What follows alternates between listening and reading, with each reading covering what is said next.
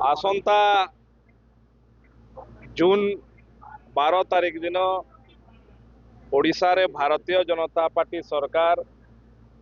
मोहन चरण माझी नेतृत्व रे द्वितीय वर्ष तार पूर्ति हब एवं आपण माने जानिछंती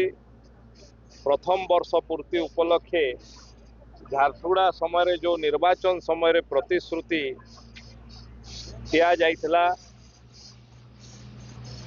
मंगल बजार हॉस्पिटल खोला जीव कि ताहा खोला हला सैटेलाइट हॉस्पिटल भाव में लोक माने तार सेवा पाउछंती एवं ठीक से भलिया ए वर्ष बजेट रे राज्य सरकार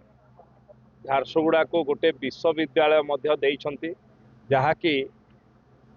आसंता वर्ष 2027 शिक्षा वर्ष रु एठी शिक्षादान आरंभ होबार योजना करा जाई। झारसुगुड़ावासी आ गोटे प्रतीक्षित बहु प्रतीक्षित दाबी पूरण होगा जाउछि।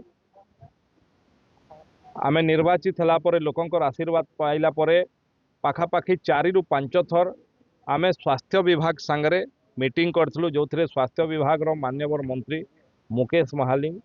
तांकर विभागीय सचिव थिले आमे व्यक्तिगत भाव में मो सांगरे से तांकर डिपार्टमेंट रो समस्त अधिकारी सहित 3 थर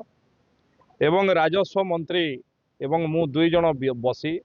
तांकर स्वास्थ्य विभाग रो सचिव एवं अधिकारी सांगरे थरे एभलिया 4-5 थर पाखापाखि विभिन्न पर्यायर आम सांगरे बैठक होती एवं परवर्ती समय रे प्रशासनिक अधिकारी मानक सांगरे तांकर निजस्व बैठक होती एवं जोटा भारत सरकार रो पीएसयू एमसीएल रो अर्थरु निर्माण होइथिबा बहु प्रतीक्षित झारसुगुड़ा रो हार्ट हॉस्पिटल द्वितीय वर्ष पूर्ति उपलक्षे आमे चेष्टा करछु ताको आरंभ करिवा पई एवं मोर दृढ़ विश्वास द्वितीय वर्ष पूर्ति उपलक्षे जून 12 तारिख रे